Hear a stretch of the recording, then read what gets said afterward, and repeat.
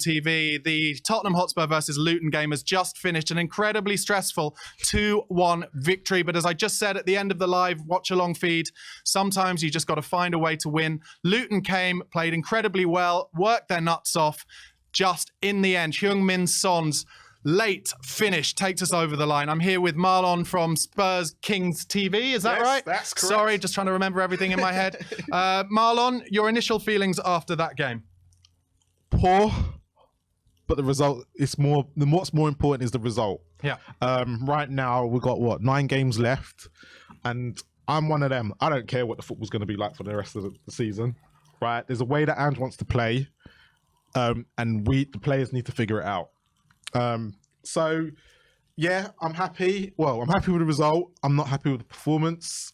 There's so much to take from that, but I think Ange has got some big decisions to make in the next few weeks of how he wants this system to work, because a lot of people wanted Kulu not even on the pitch, not even starting. And if you look at that second half, he's kind of justified.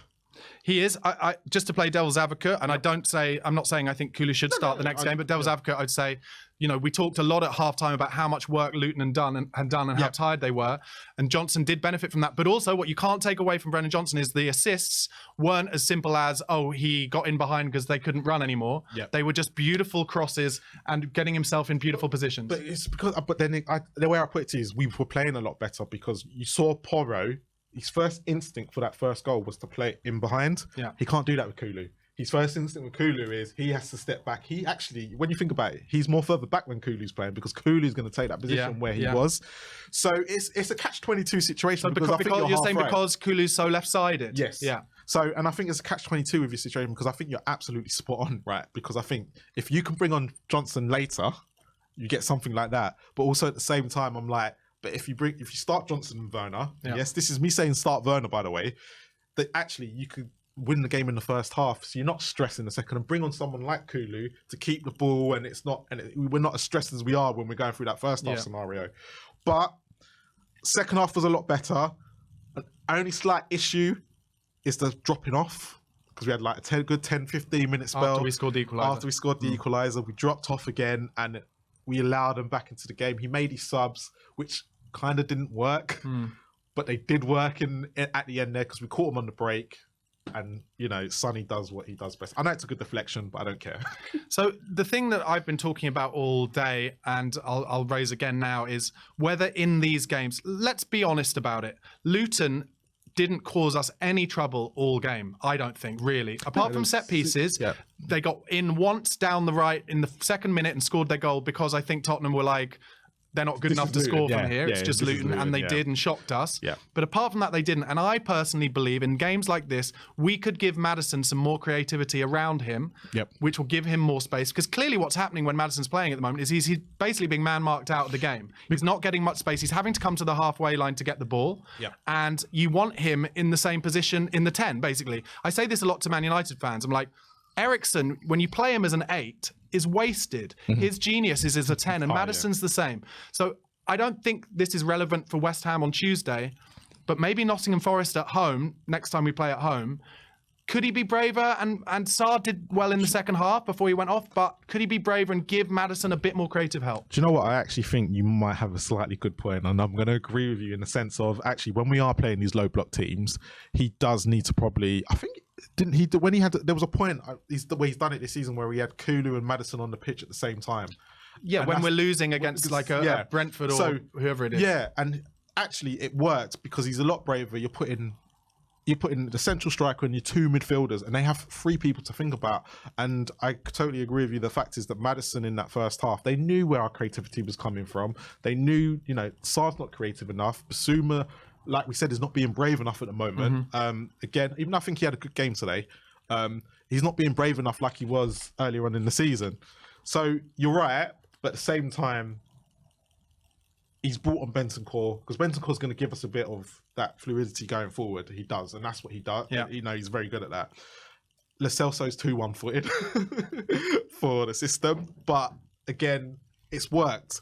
I can't argue with Ange today, because these substitutions have worked. There's certain things I'd like him to tweak and change, but at the same time, if we've just come out and 1-2-1 and we haven't even played that well, and actually it is down to the substitutions that he's done today.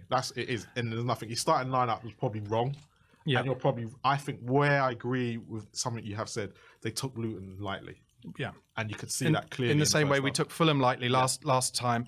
So the goals were scored. An own goal was the equaliser, and then Sonny with a deflected finish. But it was Johnson with 2 really important assists. I want to bring someone up who maybe gets forgotten about a little bit in these kind of scrappy wins. Vicario made some really important saves, at least 2 that I can think of. That if we'd gone 2-0 down, that game is done. So yeah, they were obviously. I think they were both at 1-1. When he makes these 2 saves, and they're very crucial. And that was the only 2 times Luton really threatened us. One was the long shot. One was a long shot, and then there was one on the edge of the box where you came across.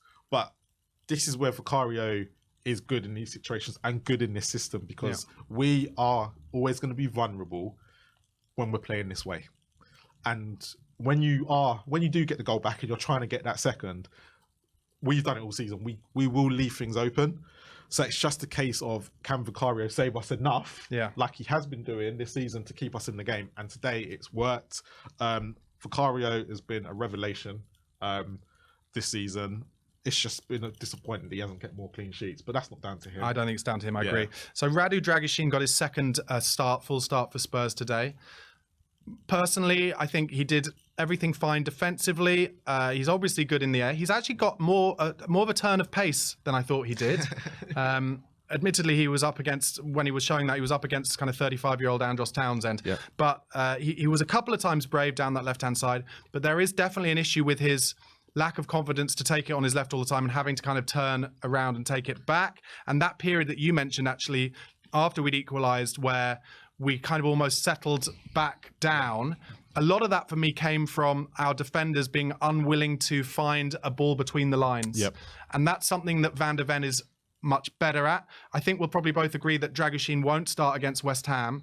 But long term, you think he's shown enough in these 2 games in terms, maybe not as a backup left-sided centre-back, but as a centre-back in itself to see that there's something there? Oh, yeah, no.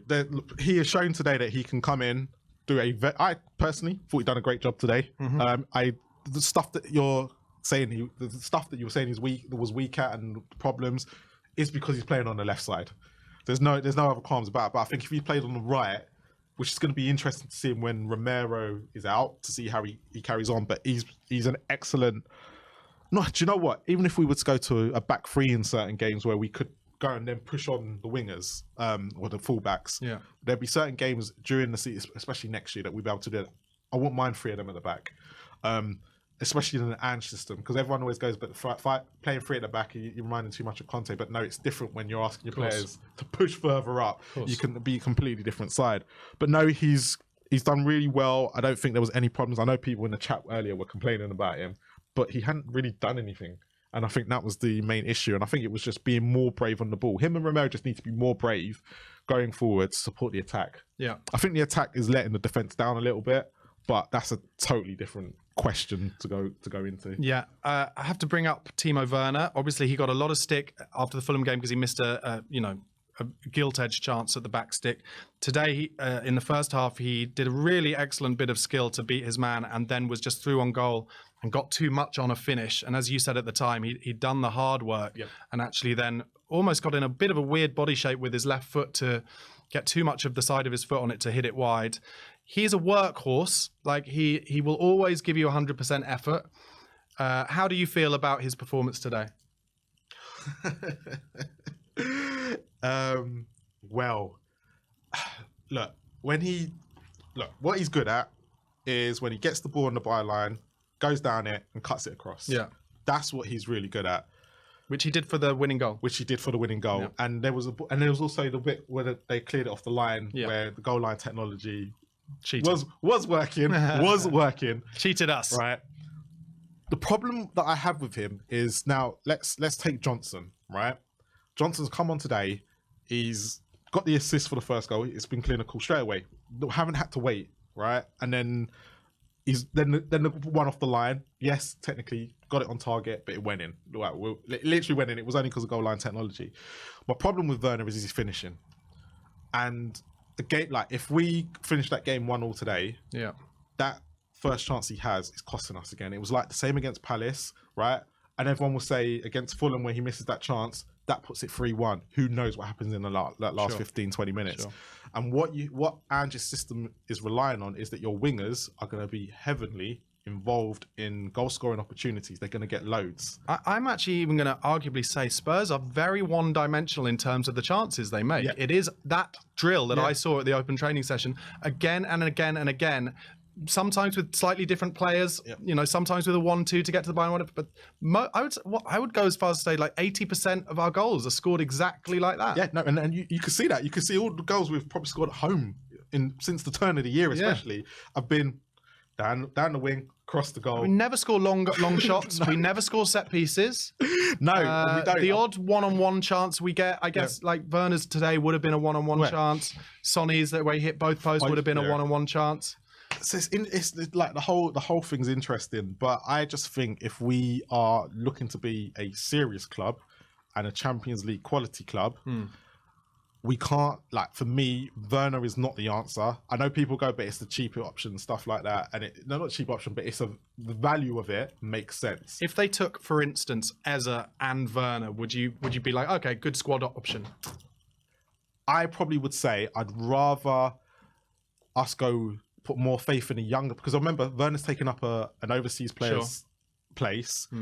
I'd rather go with someone who's younger, if we're going to go down that formality, and who's going to give us something completely different and who might have the potential to go, instead of bringing in a Werner who we know what's going to do, but is not going to contribute enough, right? As I think, because right now, I know he's got the assist for the second, well, kind of, but he needs to contribute enough. Pre-assist, but he needs to contribute so much more in the position that he's in, because for me, the front three is where we're lacking big time. Yeah. Okay, I'm going to ask you possibly a very difficult question because I can't think of anyone, but who was your man of the match today for Spurs? Ooh, great question. Great question. Who would I give it to? I think I'd have to give it to Brennan Johnson just because he got 2 assists. He came on, he changed the game. I was thinking that, but I gave it to him last time when he did that as well. But I'm actually gonna go controversially. I'm gonna give it to Bissouma. And the reason why I'm giving it to Bissouma is because when you actually look at the play today, I know we said he needs to be a bit more brave, but he did break it. Like you said, Luton didn't threaten us as much. Right. And in the midfield, he actually won a lot of the balls that we don't. It was all the work that we kind of we take for granted, right? And I think he actually played really well in the sense of what a DM will do. Johnson was just more on the attacking side of things. Sure. But I'm going to give it to Bissouma. Fair enough. Yeah. Marlon's gone full controversial leg.